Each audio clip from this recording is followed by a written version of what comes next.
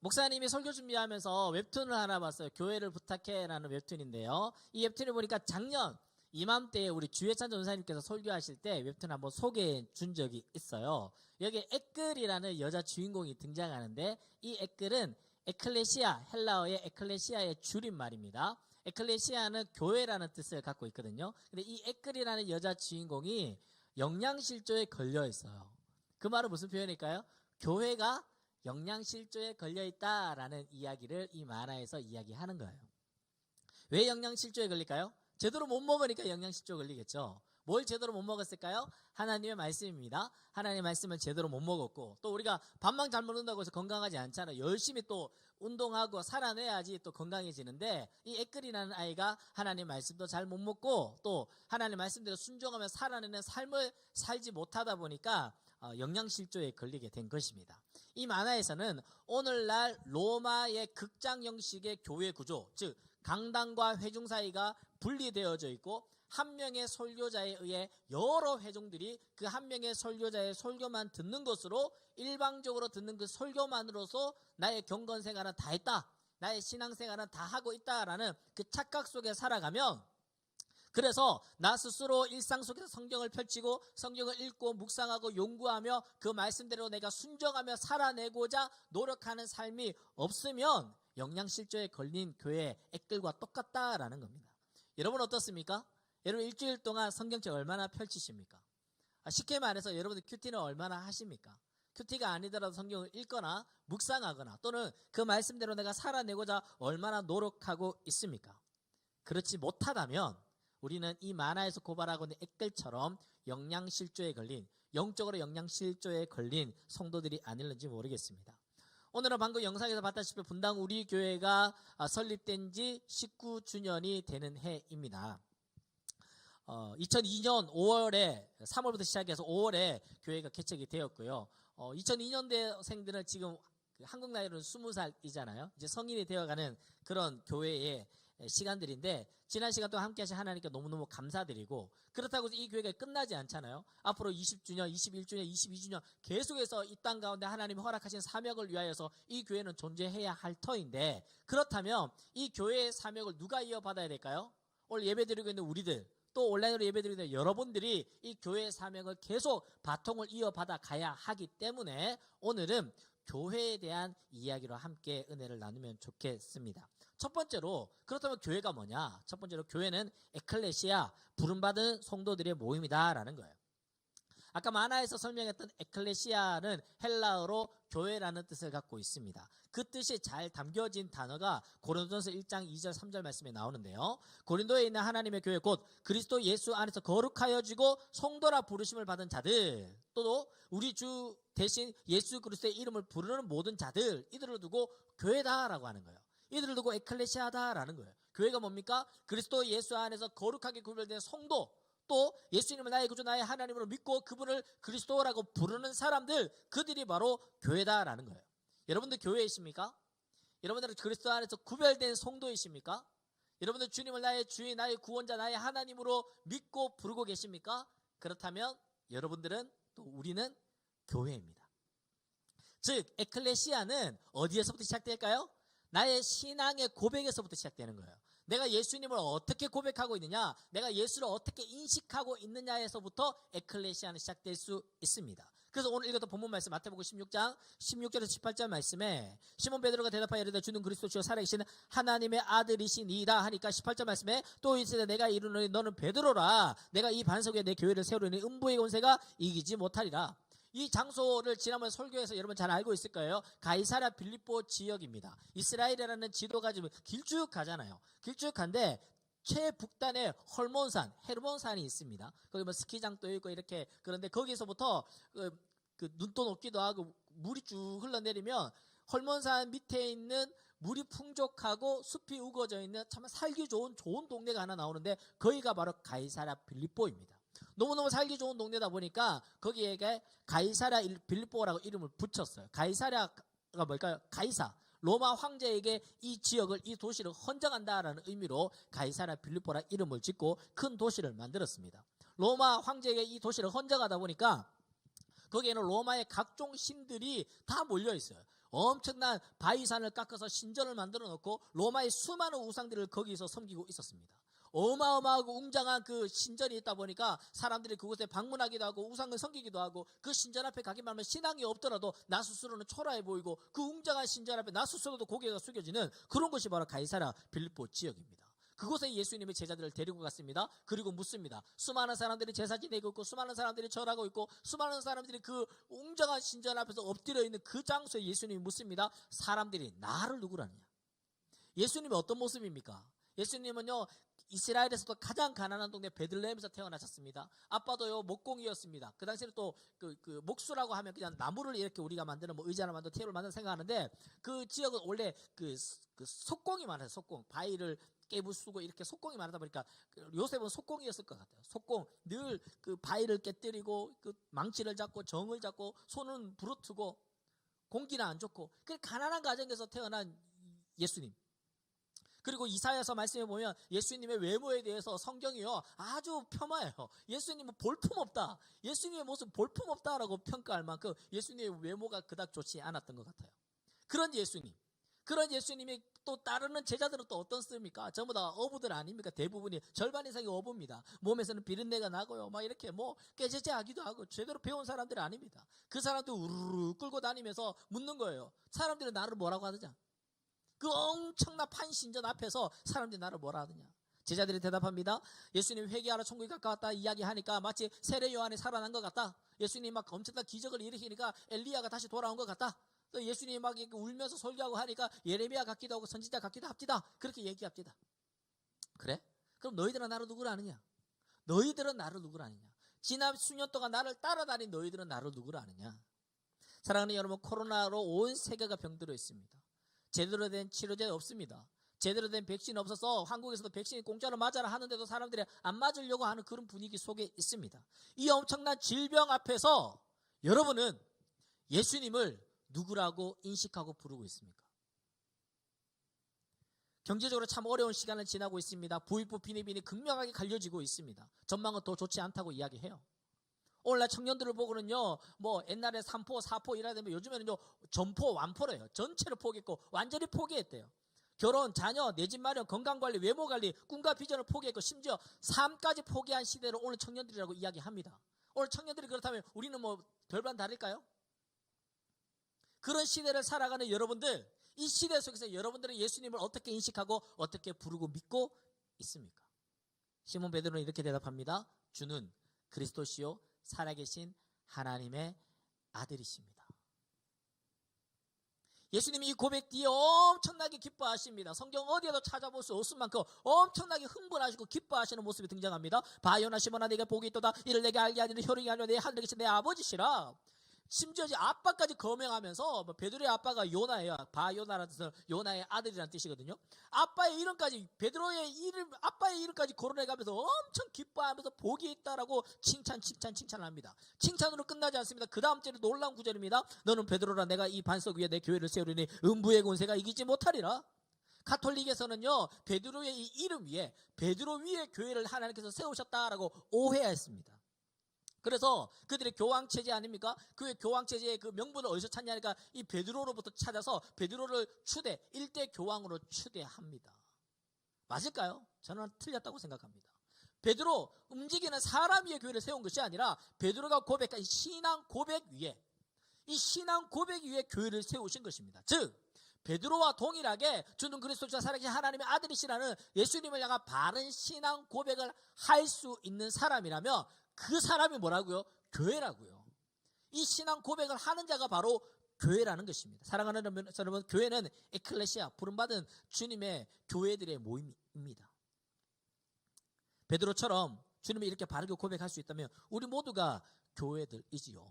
그렇다면 에클레시아로 모여진 이 교회, 주님에 대한 바른 신앙 고백을 하는 사람들이 모여있는 이 장소가 교회이지요. 이 장소가 교회입니다. 이 장소가 왜 교회입니까? 주님에 대한 바른 신앙 고백을 하는 사람들이 모였기 때문에 그게 교회인 거예요. 그렇다면 주님에 대한 바른 신앙 고백을 하는 사람들이 모였을 때 무슨 고백을 할까요? 그러면 무슨 말을 할까요? 입시 이야기 할까요? 연예인 이야기 할까요? 부동산 주식 이야기 할까요? 취미 이야기 할까요?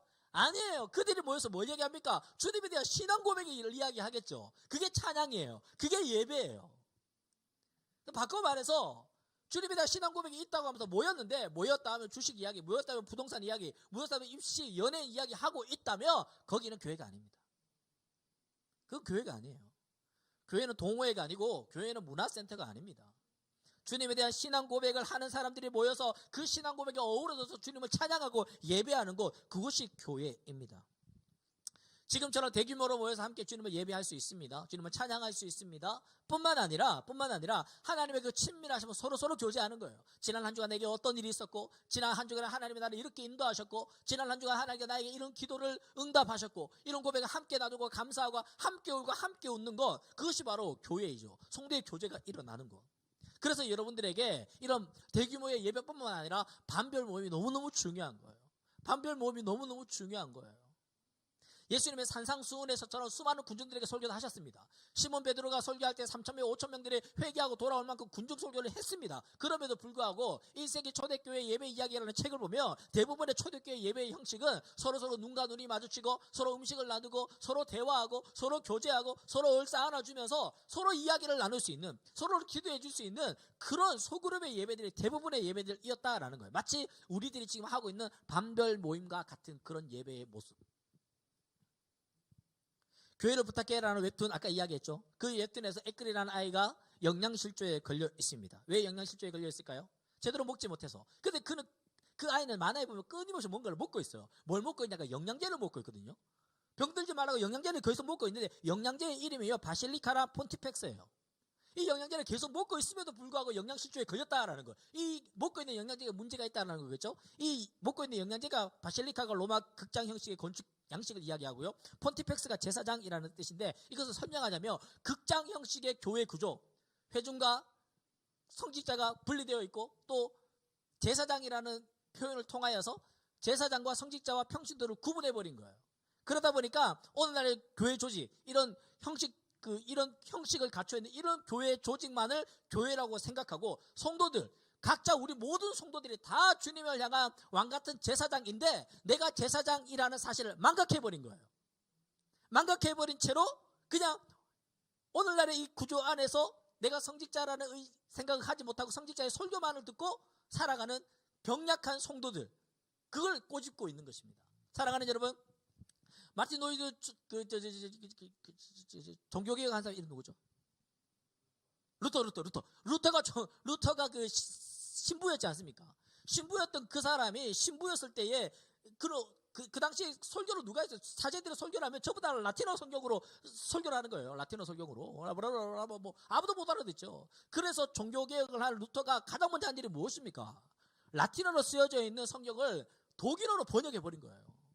독일어로 번역해버리고 모든 독일 사람들이 성경을 다 읽게 되는 거예요. 다 읽게 되는 거예요. 스스로 성경을 읽고 스스로 성경을 깨닫게 되고 스스로 성경의 의미를 알게 되고 이렇게 되니까 엄청난 성도들이 제대로 된 왕같은 제사장의 직분을 감당하게 됐다라는 거예요. 그렇다면 오늘날 우리들은 어떻습니까? 여러분들 성경책이 집에 없습니까? 우리 성경책 얼마나 많아요. 집에 성경이 몇 권 있을걸요? 뿐만 아니라 요즘 어플도 좋아가지고 어플만 가면 성경이요 버전별로 다 있습니다. 영어 버전, 뭐 중국어, 일본어, 뭐 심지어 헬라어, 히브리어까지 성경 버전 다 있습니다. 우리가 성경이 없어서 못 있습니까?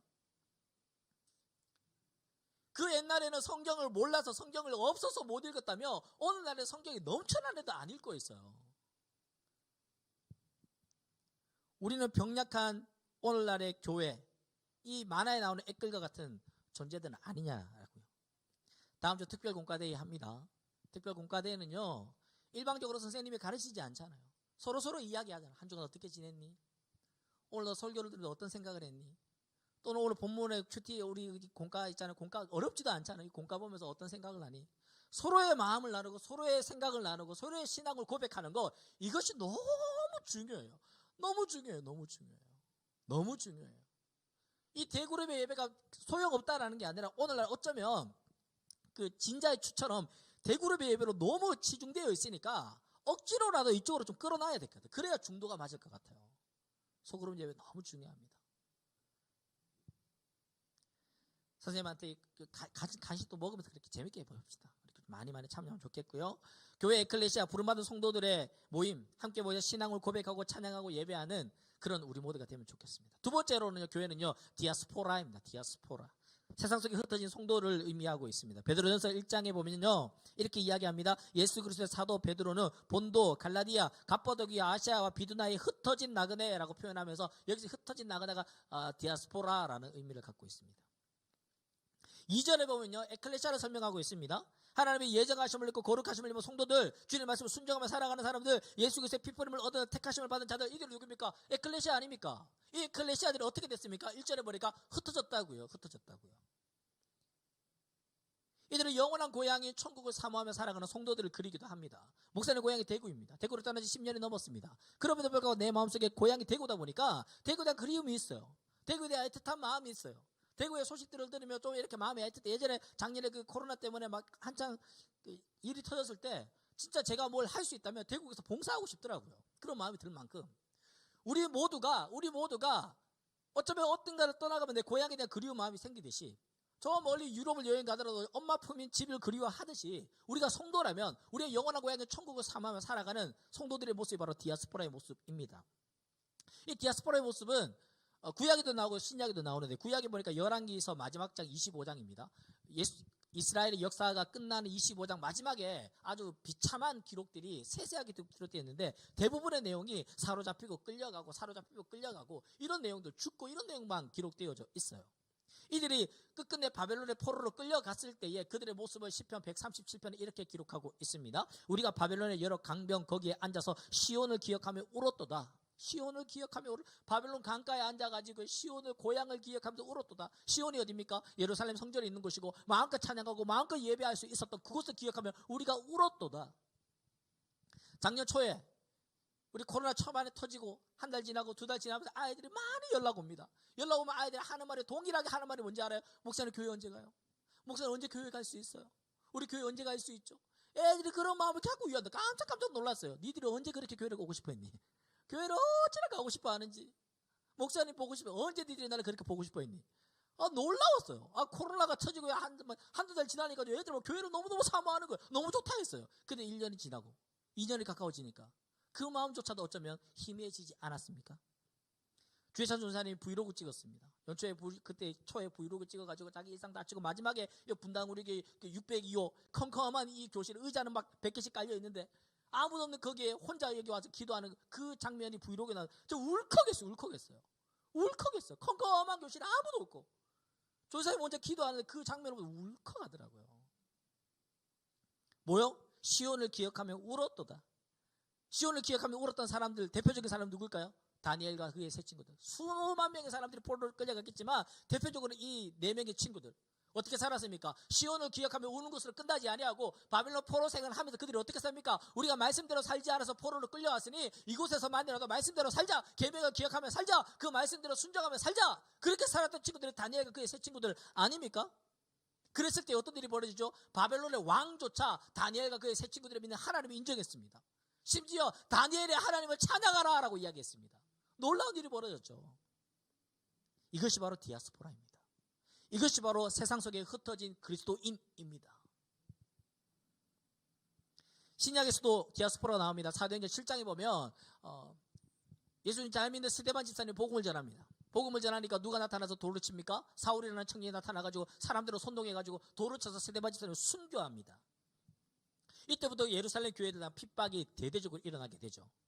교회를 핍박하게 되니까 어떤 일이 벌어지죠? 교회들이 흩어지는 거예요. 사도행전 8장 1절 말씀에 사울은 그의 죽음 당함을 마땅히 여기다. 누굽니까? 스데반 집사님을 죽였습니다. 그리고 난 다음에 그날에 예루살렘에 있는 교회에 큰 박해가 있어 사도 외에 다 유대와 사마리아 모든 땅으로 흩어지니라.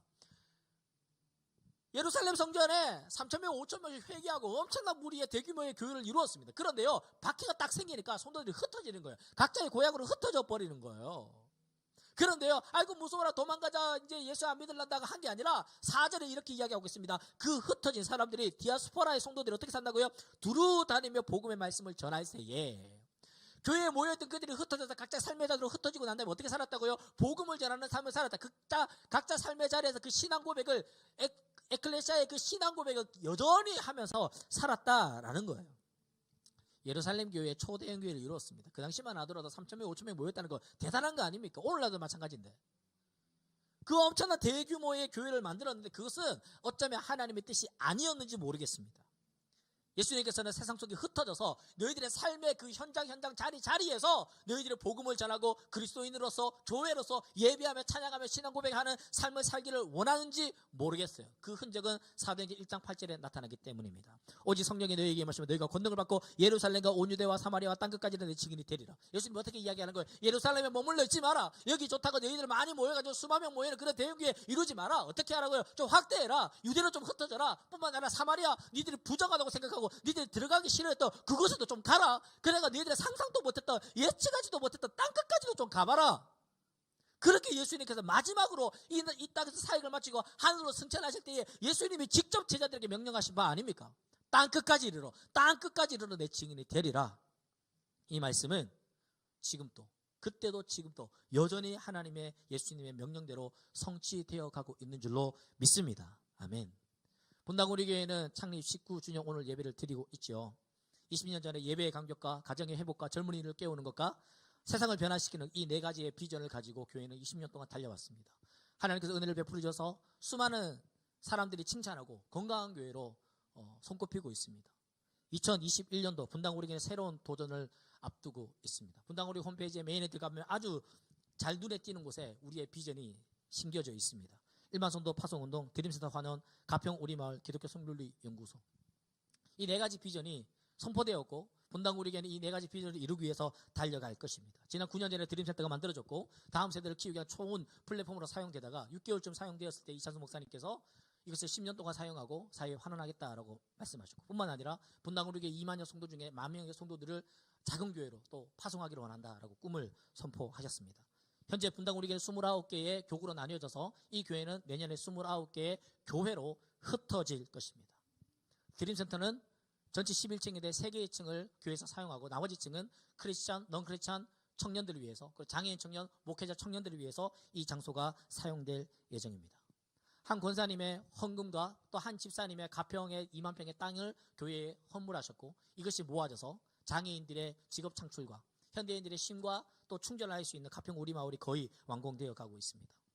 지난 6월에는 분당 우리교회가 동성애 문제로 좀 많은 이슈들이 있었는데 그것을 통하여서 분당 우리교회가 이제 다음 세대들에게 성경적인 바른 성교육을 가르쳐야겠다라는 필요성을 깨닫고 우리 자녀 성경적 성교육 시리즈 성경 책 10권이 출간되었고 이제 거의 개정이 마친 상태입니다. 분당한 우리에게 이 네 가지의 비전은 이제 하나님의 뜻 가운데 더 구체화되고 하나님의 인도하심을 받으면서 분명 합력하여 선을 이루실 것입니다. 이 꿈을 우리도 함께 꿨으면 좋겠어요. 교회가 알아서 하겠지가 아니라 우리가 분당 우리가 성도로서 우리도 함께 이 꿈을 꿨으면 좋겠고 함께 기도하면서 이 꿈에 동참할 수 있으면 좋겠습니다. 어떤 모양이든지 간에 말씀을 맺습니다. 우리 교회를 부탁해. 우리 교회를 부탁해. 우리 교회는 우주적인 하나님의 교회입니다. 뿐만 아니라 지역적으로는 분당 우리 교회를 말하기도 하고요. 더욱더 본질적으로 들어가면 우리 각자 여러분 각자가 바로 주님의 몸된 교회입니다. 이 교회가 어떻게 살아야 될까요? 에클레시아. 주님에 대한 바른 신앙을 가지고 함께 모여서 주님을 찬양하고 예배하고 뿐만 아니라 소그룹 안에서 우리의 신앙을 함께 나누고 고백하는 이런 건강한 교회를 만들어 가야 됩니다. 뿐만 아니라 교회, 디아스포라. 우리 각자 삶의 자리에서 예배 끝나고 난 다음에 각자 삶의 자리로 돌아갔을 때에 그곳에서도 하나님을 예배하는 삶, 하나님의 말씀을 펼치고 그 말씀을 읽고 묵상하고 내가 그 말씀대로 살고자 하는 삶의 모습, 그리하여 그 삶의 자리에서 신앙을 고백하고 믿지 않는 모든 자들에게 복음을 증거할 수 있는 그런 디아스포라의 삶을 살아내는 저와 여러분들이 되기를 소원합니다. 우리 함께 찬양했으면 좋겠는데요. 아무도 예배하지 않는 찬양. 우리가 각자 에클레시아로 오늘 모였다면 이제 우리에게 남은 과제가 있다면 건강한 디아스포라가 과제일 줄로 믿습니다. 우리 삶의 자리에서 어느 곳에서든지 주님을 예배할 수 있는 우리가 됩시다. 함께 찬양합시다.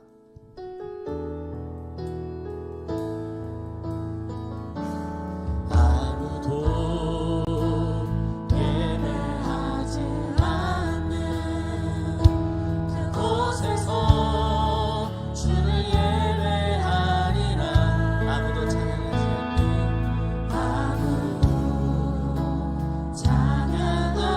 않는 그곳에서 나를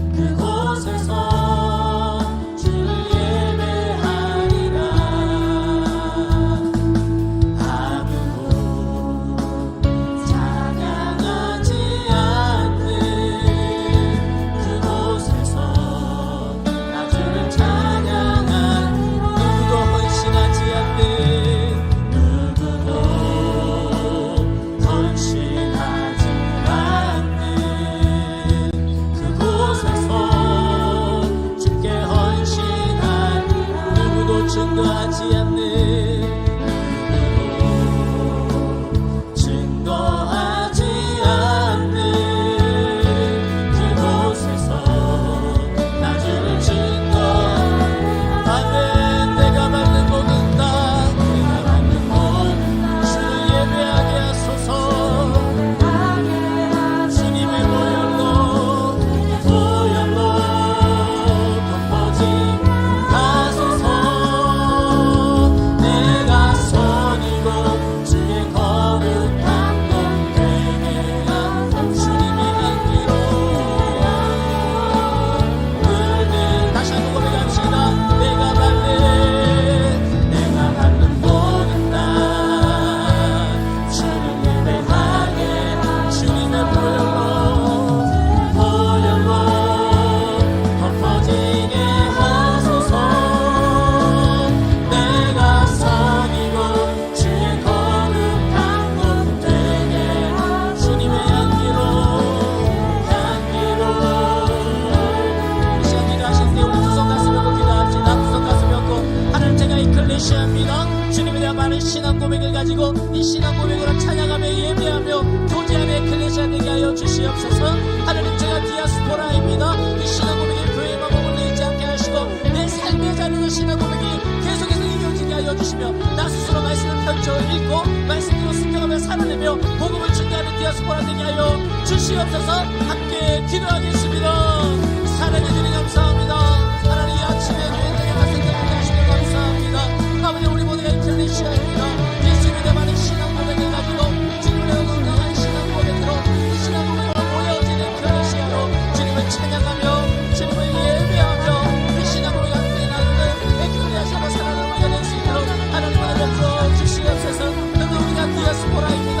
이 신앙 고백이 교회 안에 머물러 있지 않게 하여 주시고 내 삶의 자리에서 우리 학교와 우리의 가정과 우리의 직장 우리의 사업주와 내 삶의 모든 것들 가운데 하늘의 찬양 고백처럼 내가 받는 땅 모든 곳에서 주님을 예배하고 찬양하고 이 신앙 고백이 선포되어지게 하여 주시고 나의 삶을 통하여서 구체적인 복음 증거를 통하여서 하나님의 복음이 증거되어 나가는 하나님의 디아스포라로 쓰임받는 살아내는 우리가 될 수 있도록 주님 우리에게 축복하시고 사용하여 주시옵소서.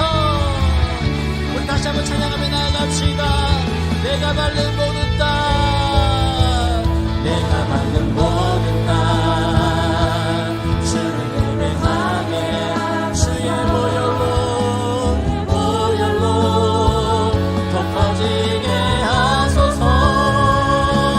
내가 선이고 주의 거룩한 곳 되게 주의 향기로 우리 다 자리에 일어나서 찬양합시다. 자리에 일어나서 찬양합시다. 내가 받는 모든 땅 주를 예배하게 하는 주의 보혈로 덮어지게 하소서. 내가 선이고 주의 거룩한 곳 되게 하소서. 주의 향기로 물들이 주의 향기로 물들이소서. 주의 향기로 물들 주님의 향기로 물들이소서. 주의 향기로 물들이소서. 사랑하는 하나님 우리가 에클레시아입니다. 주님을 향한 바른 신앙 고백으로 이 자리에 모여서 주님에 대한 신앙 고백을 함께 올려드리며 찬양하며 예배하는 우리가 에클레시아입니다. 뿐만 아니라 소모임에서 만나서 나의 하나님 이런 하나님이었다고 지난 한 주간의 삶 가운데 하나님이 나를 이렇게 인도하시고 이끌어 주셨다고 함께 울고 함께 웃는 우리가 에클레시아입니다. 뿐만 아니라 우리가 이 자리에서 함께 주님을 찬양하고 예배했다면 우리 모두가 이제 각자의 삶의 자리로 돌아가 그 자리에서 이 신앙 고백이 이어지게 하여 주시고 나 스스로 성경을 펼쳐 읽고 내가 깨달은 그 말씀대로 순종하며 살아내는 우리 모두가 건강한 주님의 디아스포라가 다 되게 하여 주시옵소서. 하나님 각 가정에서 예배드리는 친구들이 있습니다. 하나님 그 자리가 교회되게 하시고 그 자리가 주님을 증거하는 곳 되게 하여 주시고 그 자리에 주님의 향기로 물드는 아름다운 에클레시아와 디아스포라가 될 수 있도록 주님 축복하여 주시옵소서. 주 예수 그리스도의 은혜와 하나님의 사랑과 성령의 교통하심이 주님을 내가 바른 신앙 고백으로 주님을 찬양하기를 원하는 에클레시아, 이 에클레시아의 신앙 고백이 교회에만 머물러있지 않고 내 삶의 자리, 가정과 학원과 학교와 직장과 사업자와 친구들의 관계 속에서 뿐만 아니라 우리의 핸드폰과 PC 안에서도 이 디아스포라의 삶을 살기를 원하는 당신의 사랑하는, 살아 움직이는 교회들 머리 위에 이제로부터 영원토록 함께 계시기를 간절히 축원하옵나이다. 아멘. 하나님 감사합니다. 영광 받아주시옵소서.